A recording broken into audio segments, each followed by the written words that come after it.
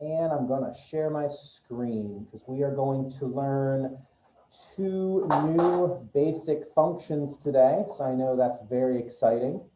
So here we go. This is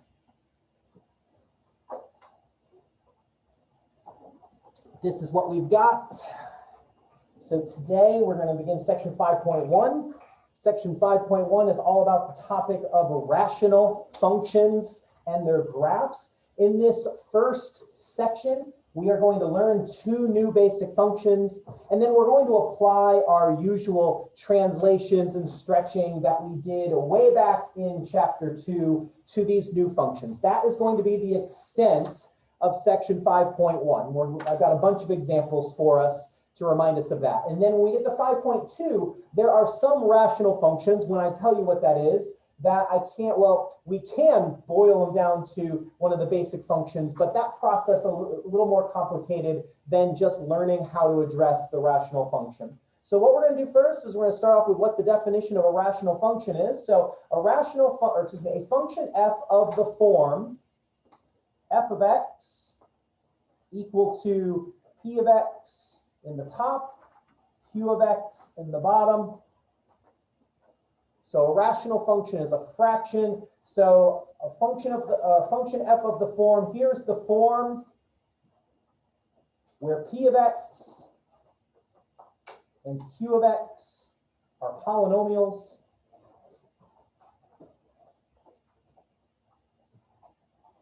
There is one little thing that we have to make sure we take into account of this function.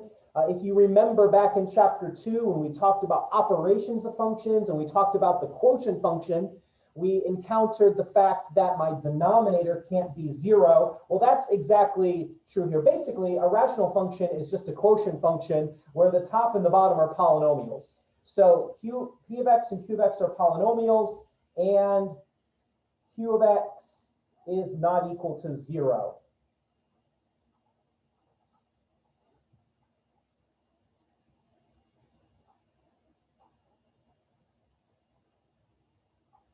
So I'll read through that again, and I'll slide it this way so that you can see it. A function f of the form f of x is equal to p of x in the top, q of x in the bottom, where p of x and q of x are both polynomials, and q of x is not equal to 0, meaning I can't divide by 0. That's a little bit of arithmetic. This is called a rational function. Okay, and that's the type of thing we're going to be dealing with for probably 85% of chapter 5, this unit that we're going into. The end of the unit, we talked a little bit about square root and cube root functions, but until then, we're going to be dealing with rational functions. So my first job is to give you two new basic functions. So the first one is called the reciprocal function. And if you remember your math words, the reciprocal of something just means that you are flipping that number. So the reciprocal of 2 is 1/2. The reciprocal of 2/3 is 3/2. That is what the reciprocal. So this is what I've got is a function that every input, the output is just what I get when I flip it. And so we want to see, what does this look like as a graph? Great. So what I'm going to do over on the left, if you don't mind me just squeezing it in over here, is I'm going to make a little table, a little XY table. Since I'm assuming you've probably not worked with a reciprocal function, we're going to put in a few points and we're going to try to get the general shape. And then I have a few things to tell you about the graph and about the function. There's a couple of good bits of trivia that we'll have. So I'm just going to put in these values. I'm giving you these values just because I know what to expect. And I'm picking some values that are going to help us know what the shape is. So I'm going to pick the value 2 and 1 and a half and 0, and then -1/2, -1, and -2. We are going to put those 7 values into our reciprocal function, and we're going to see what the output is when I put those values in.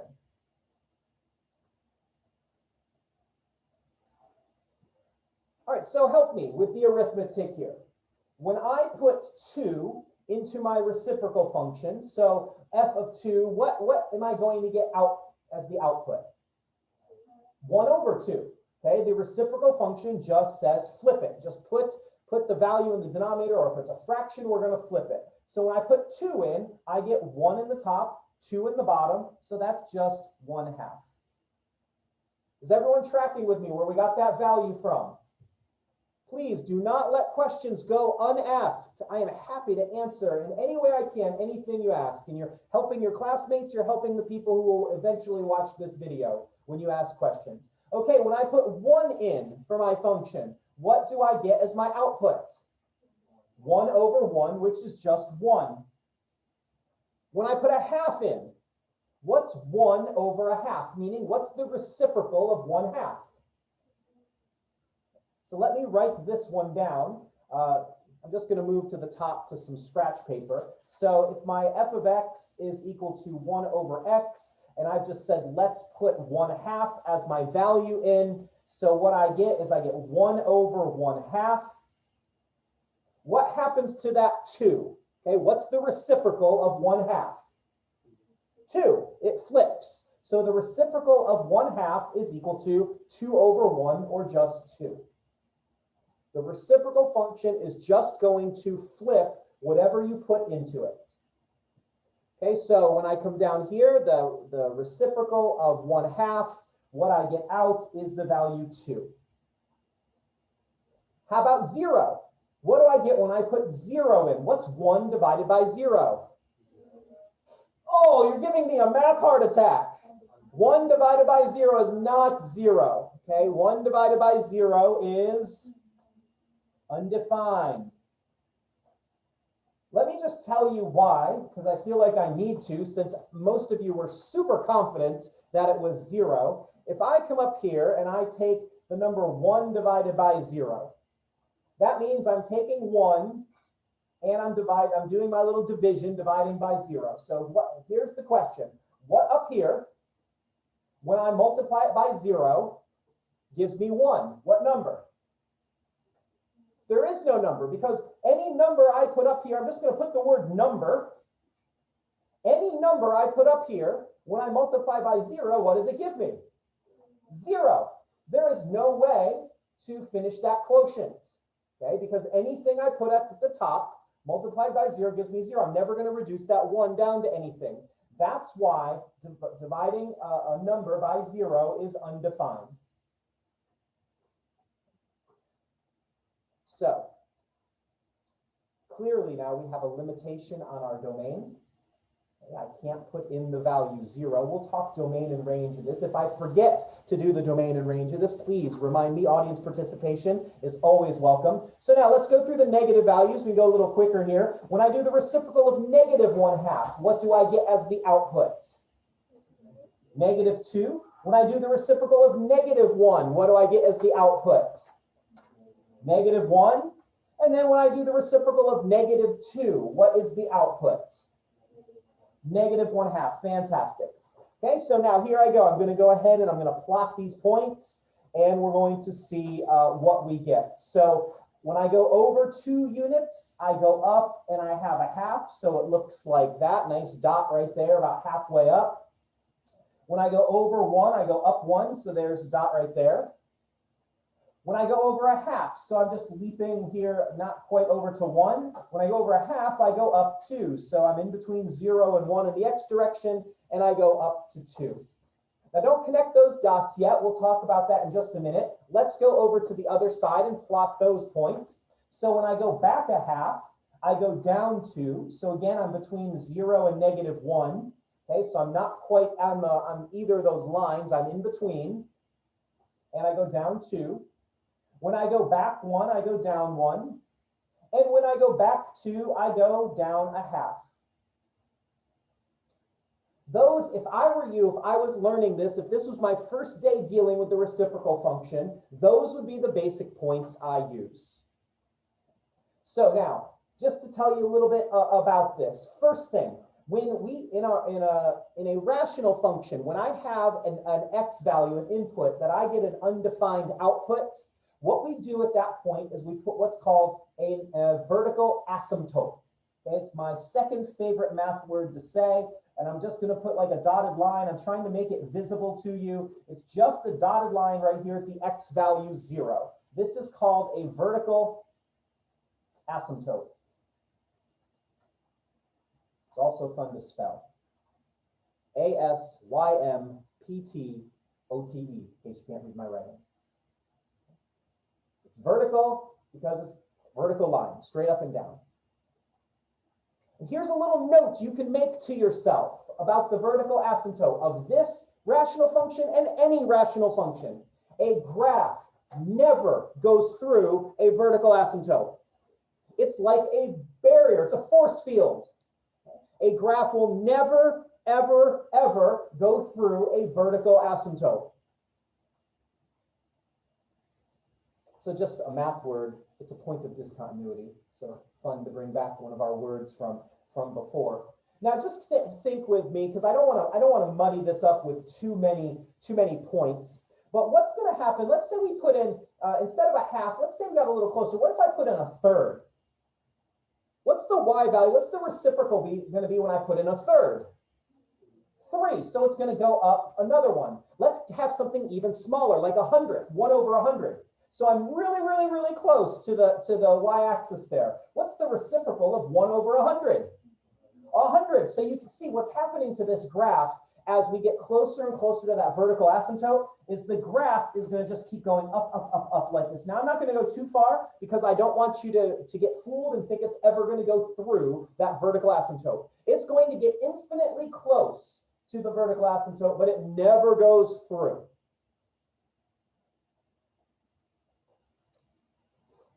Now, think about as we go further down the x-axis and we get farther away. Now remember, my graph is 1 over x. It's the reciprocal. What happens if I put 5 in? What's the reciprocal of 5? 1 over 5, or 0.2, right? So remember that, 0.2. What's the reciprocal of 10? 1 over 10, or 0.1. What's happening to the values? Getting smaller. Let's do one more. If I went way out, if I could reach it with my arm, what's the reciprocal of 100? 1 over 100, or 0.01. So it's getting close. What value is this getting closer and closer and closer to? 0. Now, because there's a 1 in the numerator, it's never going to equal 0. So this graph is just going to, again, it's going to be like a plane that gets closer and closer to the runway, but will never land, which would be sad. Okay, so again, be real careful here because asymptotes define the behavior of the graph. So what we have here, because this graph, you just told me the values get closer and closer to 0, they're never going to equal. I have what's called a horizontal asymptote here. And I know it's hard to see because of the darker lines on the copy, but I've done a horizontal dotted line. This is a horizontal asymptote.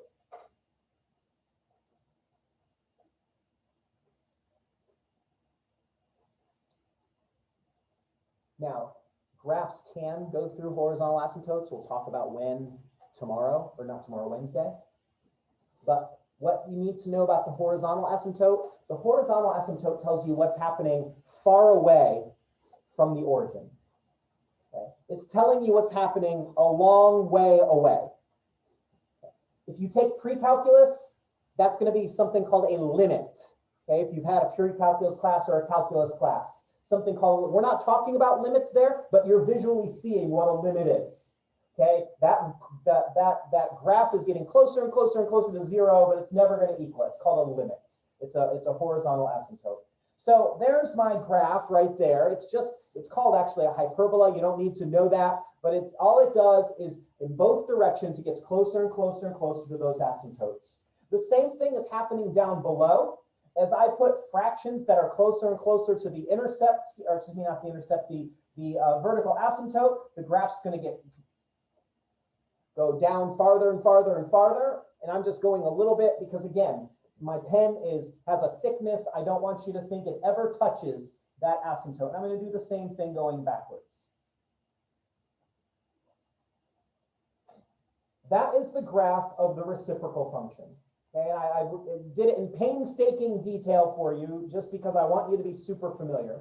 One other thing before I have you graph some transformations of this. That probably will involve you doing the basic function. The domain and the range. So the domain of this graph, my x values. What's the only x value that I skip? 0. So the domain of this is negative infinity to 0 with a parenthesis because it doesn't equal. We have to hop over 0 because it's the undefined place. And then union 0 to infinity. And there's my domain of the graph. The range.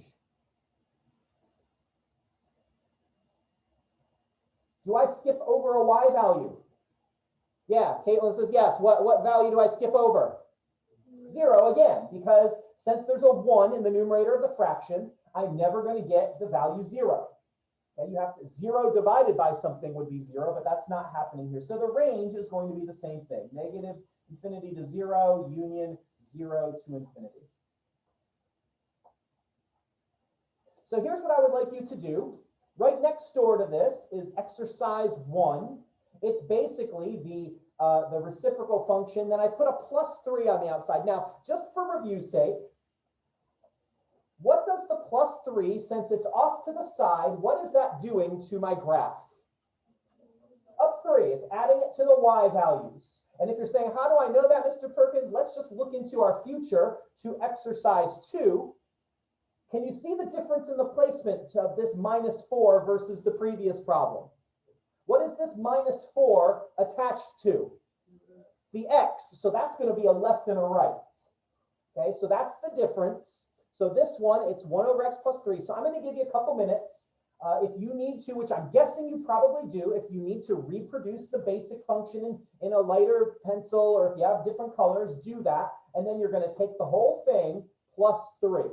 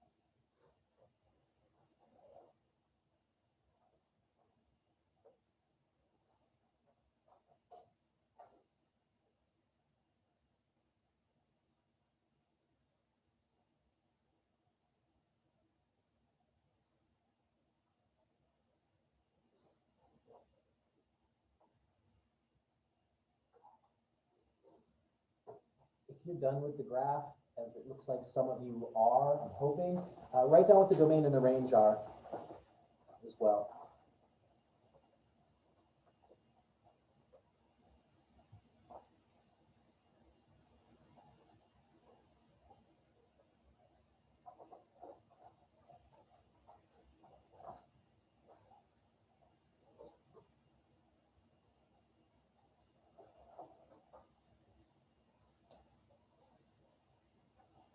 Okay, so what I'm going to do while you all are finishing up is in pencil on my graph, I am just going to reproduce the basic reciprocal function. Okay, so the basic reciprocal function just flips whatever value I put in.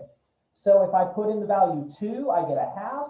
If I put in the value 1, I get 1. If I put in the value a half, I get 2. Going backwards, if I put in the value negative a half, I get negative 2, negative 1 gives me negative 1, negative 2 gives me negative a half. I've got a vertical asymptote here, which it's hard to see again because of the copy, but it matters, and we'll talk about why. I've got a horizontal asymptote here, and then I'm just going to connect the dots with a cute little pencil graph right here. Please, I'm asking, I'm begging you, okay, practice this graph.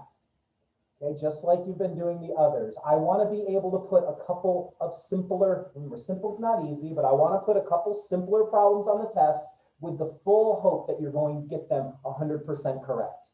Okay, I've got graph paper, a PDF of graph paper. It's just a bunch of grids like this, post it on Canvas, print out a sheet, and then just quiz yourself on reproducing this graph till you get it to where you can do it from memory. Now, when I raise the graph up 3, that's what you told me, the y direction. Which asymptote's going to move? If I'm going up 3, does the vertical asymptote move or does the horizontal asymptote move? The horizontal one does. So what I'm going to do is I'm going to take up 3, I'm going to make a dotted line here just to remind myself that the graph is never, this graph is never going to go through that horizontal asymptote. You told me the vertical one is never going to move, so I'm going to go ahead and do that. Now, when you can get to the point where you remember those basic points, I'm going to tell you the same bit of advice that I told you about the parabola. If you remember the parabola, I said, once you find the vertex, then you can just pretend that's the new origin and go over 1 and up 1 and over 2, up 4. Once you know what the asymptotes are, you can pretend that that's your new x and y axis and just do your basic points. But if you didn't know that, which you probably didn't, then here's what you do. I'm going to move all of these points up 3. So this point, I'm going to go 1, 2, 3 to right there. This point's going to go 1, 2, 3. This point's going to go 1, 2, 3 right there. And then this is going to be my graph. It looks just like this, beautiful little hyperbola. And then right here, 1, 2, 3 to right there. 1, 2, 3 to right there. And then finally 1, 2, 3 to right there. And there's my beautiful little hyperbola. Yeah. Yes, yes, it will. Especially right now, we're just dealing with our basic 1 over x. It will always have one of each. And our graphs that are based on the reciprocal function will never go through the horizontal asymptote either. Okay? We won't talk about situations where the graph might go through the horizontal till we come back on Wednesday and we talk about slightly more complicated graphs. Okay? So you can take that to the bank right now. So what I would like you to do then is the same thing with exercise 2. So give that a try. If you need to do your basic graph there, excuse me, then by all means go for it. Or if you just want to see how the asymptotes are moving and go from there, do that. Whatever your brain is comfortable with.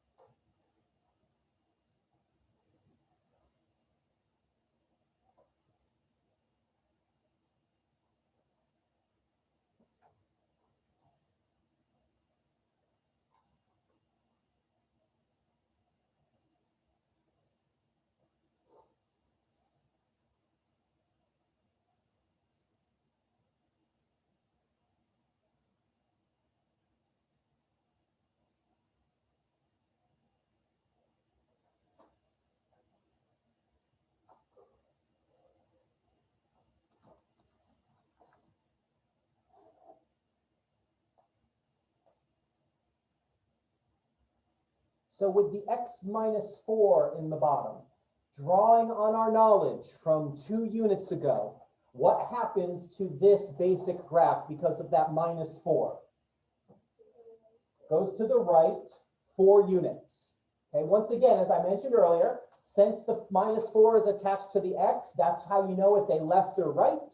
And then things that happen in the x direction are always counterintuitive. It looks like minus 4 should go left in the negative, but it doesn't, it goes positive. So that means, which asymptote moves this time? Does the vertical asymptote move when I go left 4 or right 4, or does the horizontal one move when I go right 4? The vertical one. So I'm going to move that vertical asymptote right 4 units. I'm going to make a very lovely purple dotted line.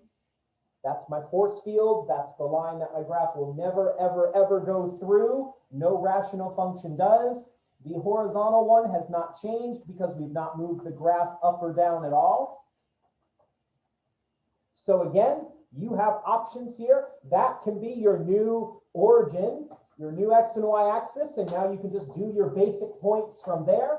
Or I already put the basic graph on, and I'm just going to move all these points 4 units to the right. So 1, 2, 3, 4, make a dot.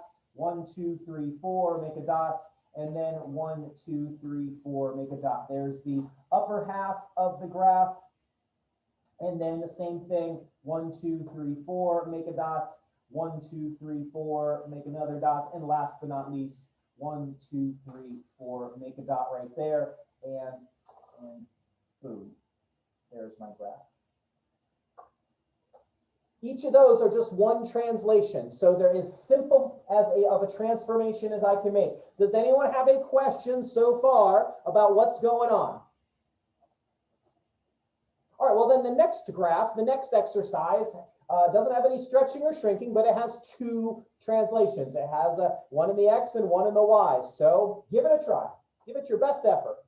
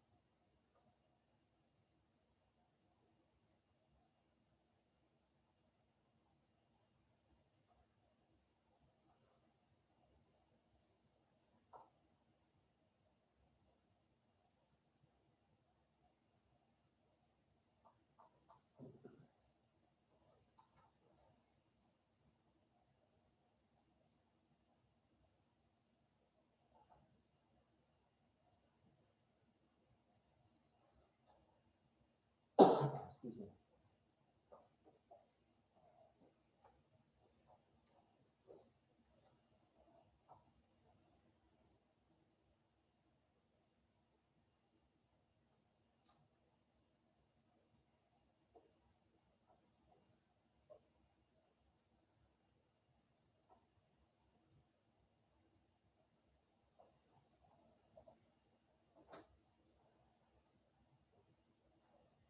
So what 2 things are happening on this graph? So the +2 tells me to do what with the graph? Left 2, and the -4 says, okay, so what I'm going to do is I'm going to take my vertical asymptote left 2. So I'm going to make a very lovely dotted line right here, left 2. Then I'm going to take my horizontal asymptote, and it's going to go down 4. So here's my lovely dotted line. There's my horizontal and my vertical asymptote. Now notice I have reproduced the basic graph, but I'm just going to show you what I mean about pretending that that's now my new origin, just in case you're confounded by that. So I'm just going to pretend that where the asymptotes cross, that's my new x and y axis. So I go over 2 and up a half. I go over 1 and up 1. I go over half and up 2. So here's my graph, and I got the same thing as if I had taken each of the points up there and brought them left 2, down 4. Same thing, I'm going to go back a half and down 2, back 1, down 1, and back 2, down a half, and there is the bottom part of the graph right there. Doing okay? I know this is complicated. I know these are new graphs and you might not have even been used to the old graphs, okay? So if you've got questions, it doesn't show any signs of weakness or anything, please ask them. All right, we'll flip over your page. We've got one more graph we're going to do based on the reciprocal function.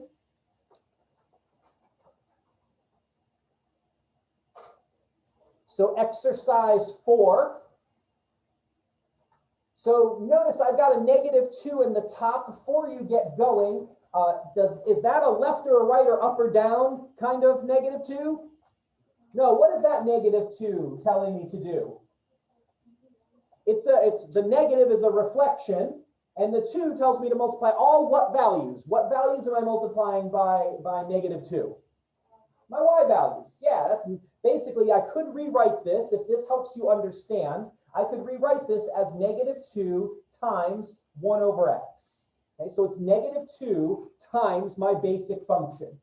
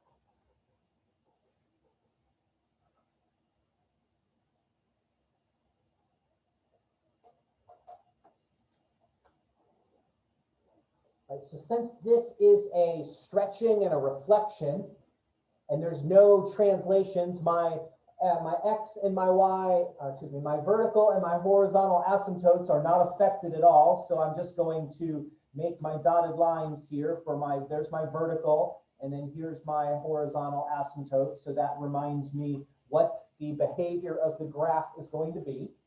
Okay, when we come back next time and we have the more complicated rational functions to graph, that's going to be the first thing we do. So we're going to find all the vertical and horizontal asymptotes, because that gives us the most information, and we can almost graph the whole thing based on the asymptotes. And so now I'm just going to take each of my y values and I'm going to multiply by -2.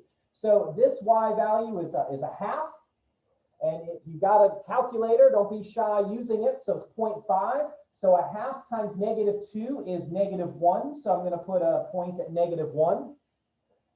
Oh, so I put it in the wrong place. Sorry, it needs to go right here. So good job.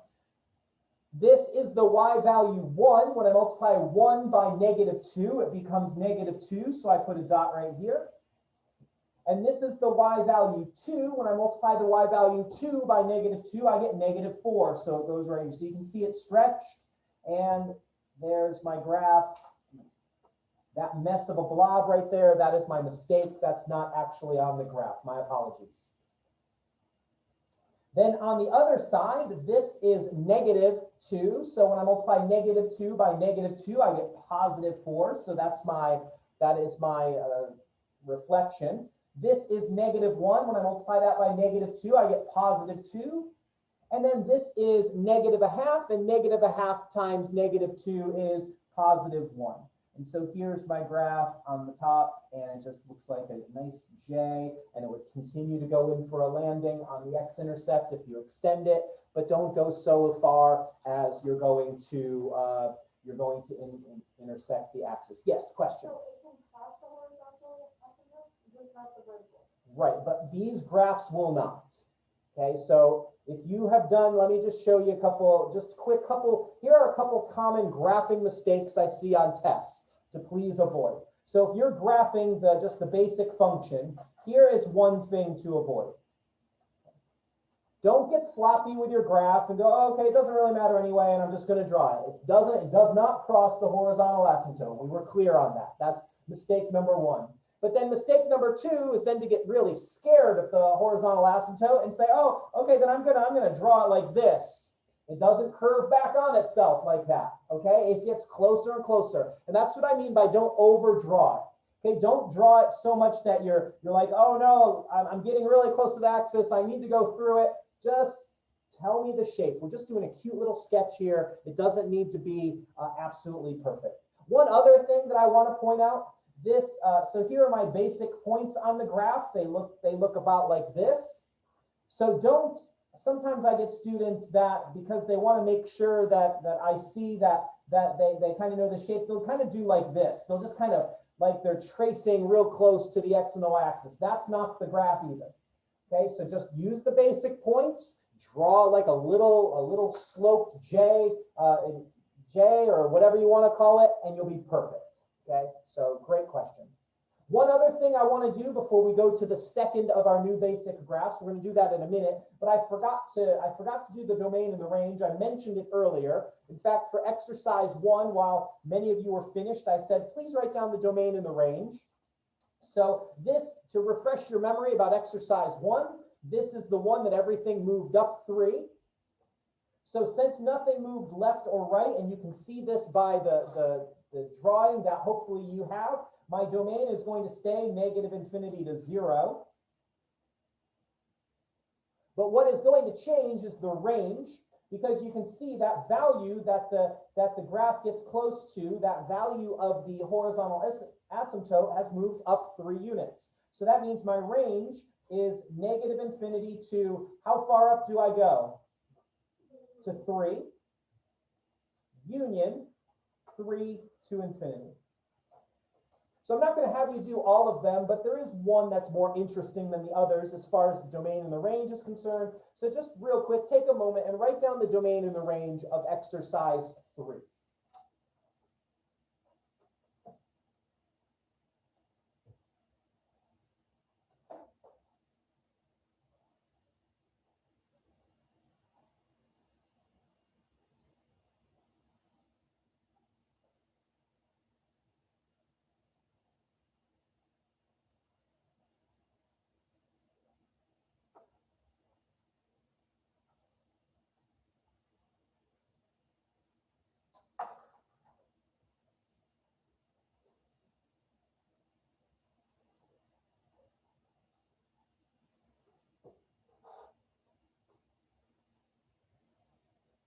So as I look left and right for my domain, what is the x value of this graph for exercise 3? What's the x value that I have to skip over? Yeah, so I mean, again, look up at the graph. When I put -2 in for x, -2 plus 2 would give me 0 in the denominator. That's the value I have to skip. I can never have 0 in the denominator of my fraction. So -2. So I've got negative infinity to -2, parenthesis, union 2 to infinity. And there's my domain of this graph. And then the range of this graph. What's the value in the y direction that I end up skipping? -4. That's where my horizontal asymptote is. And these graphs, the basic functions, do not go through the horizontal asymptote. That is my promise to you. And so that means we go negative infinity to -4, union -4 to infinity. Yeah. Yes. Sorry. Maybe I said that. Maybe I didn't. But thank you for correcting me. It should be -2 to infinity. One more thing to mention before we go to the new one. Look at your basic graph again. One more attribute of this basic graph. I'm going to tell you that this graph is either even or odd. It's one of those two. Remind me, what does even mean? Symmetric about what? Even, it means it's symmetric with respect to the y-axis. Now maybe you were telling me what this one is. Odd means a graph is symmetric with respect to the origin, a point. And so visually the test is this. If I can take this right here and I can fold it like it's a greeting card and the graph matches up on both sides like it was looking into a mirror, that's even. And odd means if I can take my pen and put it at the origin and spin this, oh, I'm doing a terrible job, spin this 180 degrees, I get the same graph. Did I get the same graph when I spun that 180 degrees? Yes, that means this is odd. And mathematically, what that means is if I go the same distance in the x direction, either left and right, then I have opposite y values. And that's what's going on here. All right, the other basic graph that we have, our new basic graph, is called the reciprocal of the square function. So again, we're doing the reciprocal, but this time what's in the denominator is not just x, it is x squared. So what I'm going to do is I'm going to take the same basic points that we used for the previous graph, and we're going to do a little table for them. So here's my xy table. I'm going to do the same values. So 2 and 1 and a half and 0 and -0.5 and -1 and -2.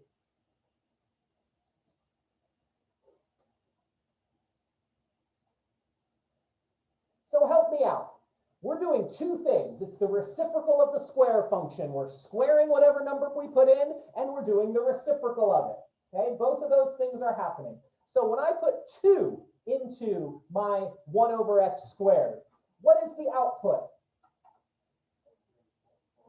What's the square of 2? 4. And then what's the reciprocal of 4?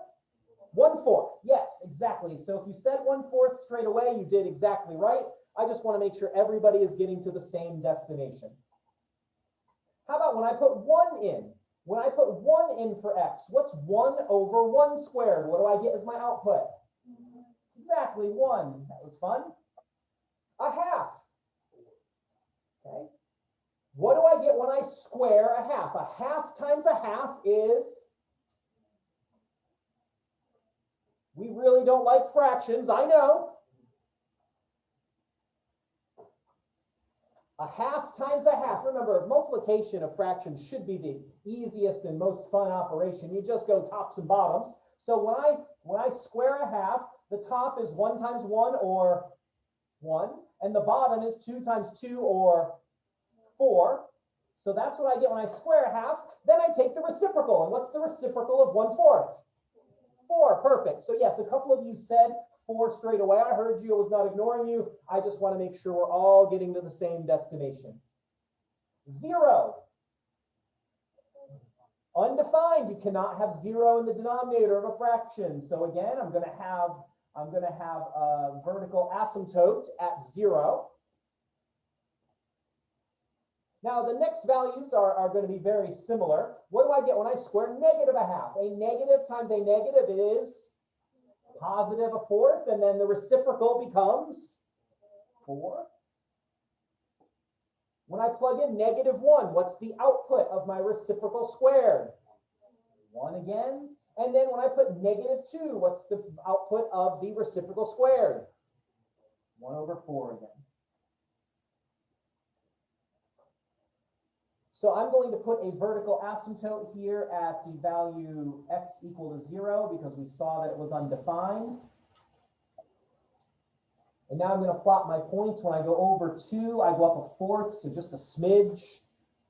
This graph got small really, really fast. When I put 1 in, I go up 1. When I go 1/4, I go up 4. So this one gets big really fast. So it has, on the right side of this, it has a similar shape to the reciprocal, but it's a little more extreme.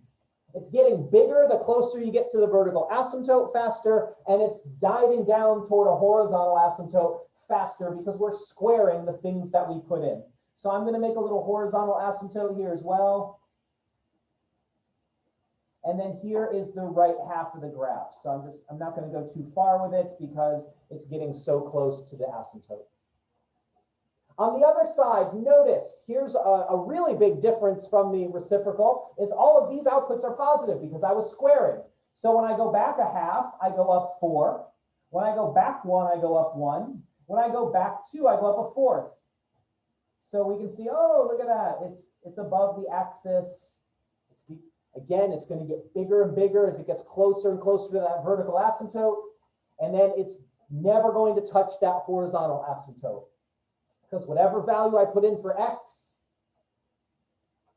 when I take the reciprocal, it might be a very small value, but it's never going to be equal to 0. So 2 quick things about this graph. Domain and range. What's the domain of this graph? This one shouldn't be too taxing because it's the same sort of thing as we already saw. -∞ to 0, union 0 to infinity. Yes.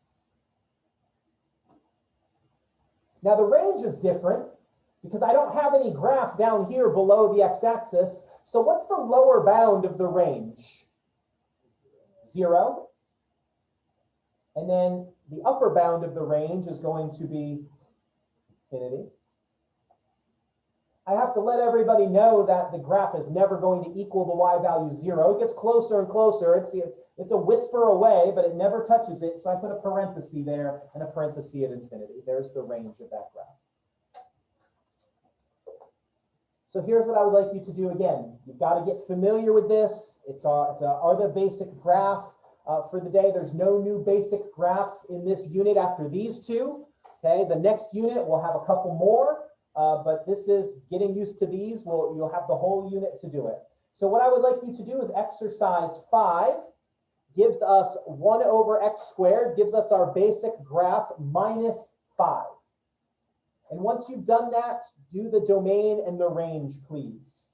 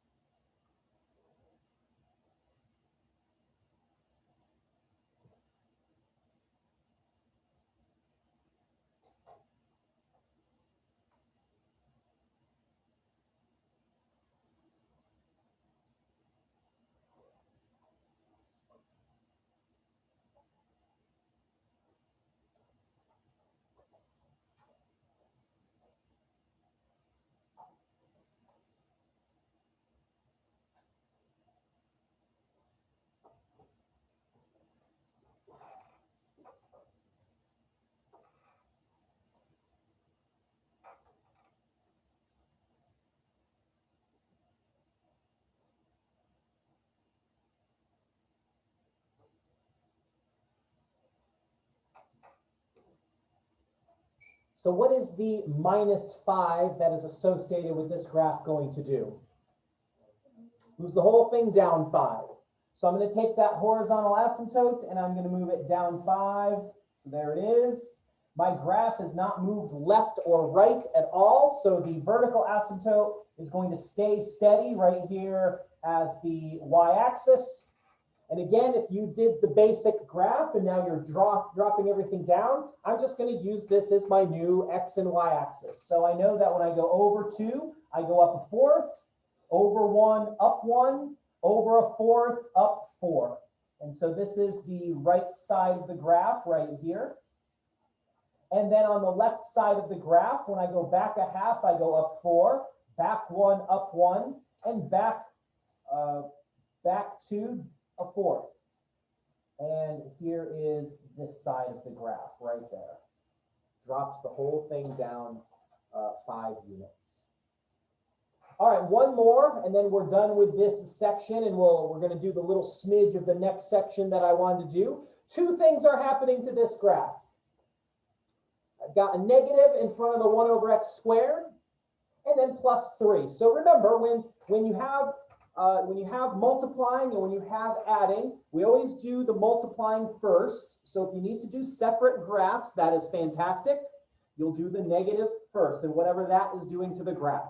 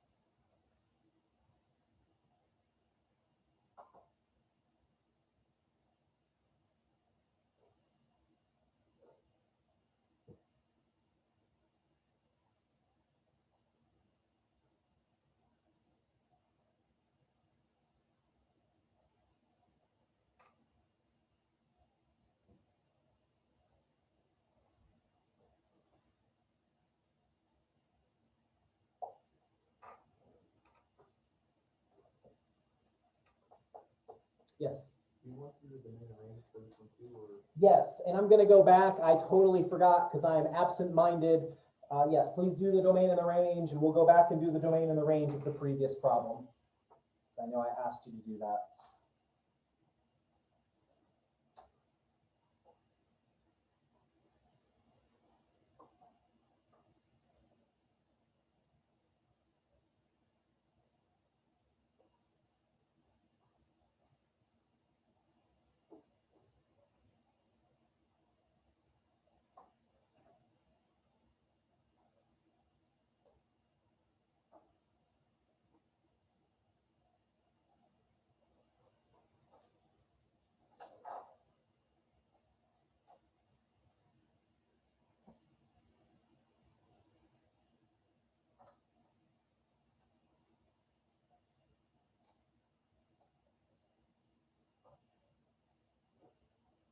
All right, so while you're still working, first thing I'm going to do, and I still have my XY table right here if I need to refer to it. First thing I'm going to do is I'm going to do the negative 1 over x squared.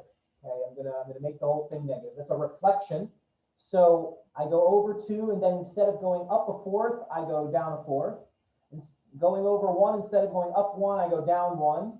Going over a fourth, instead of going up 4, I go down 4. So this is the reflection. This is the negative 1 over x part.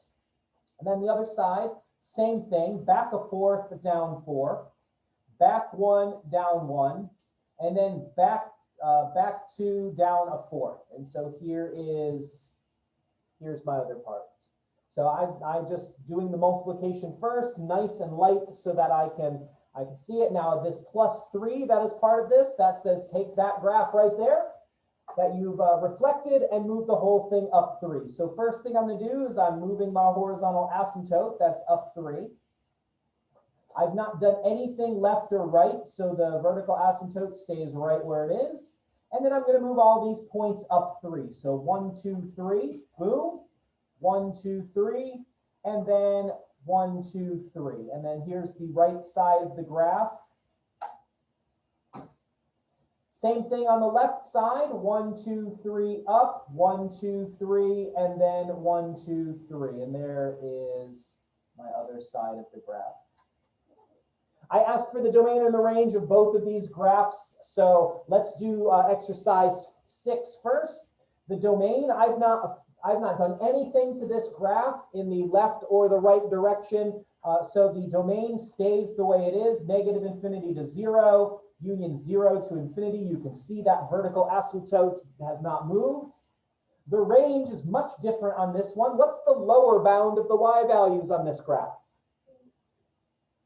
The lower bound. Negative infinity. It's now pointing down because of the reflection. So the lower bound is negative infinity. What's the upper bound of the y values? 3, because we moved it up 3 units. So I'll put some parentheses around that. Anyone unclear on the order why the negative infinity comes first on that one?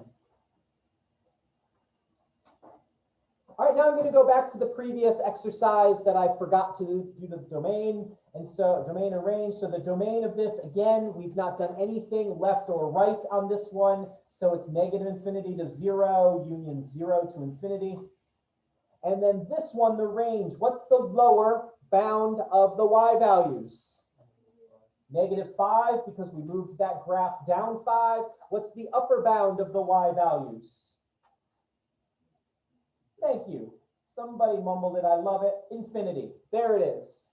And there's my domain and range. So there's 2 new basic functions. So get used to them. Your first section is just going to be doing different things with those 2. If you understood what we did right here, that's the whole section. There's nothing else other than messing around with those. So I'm going to stop this.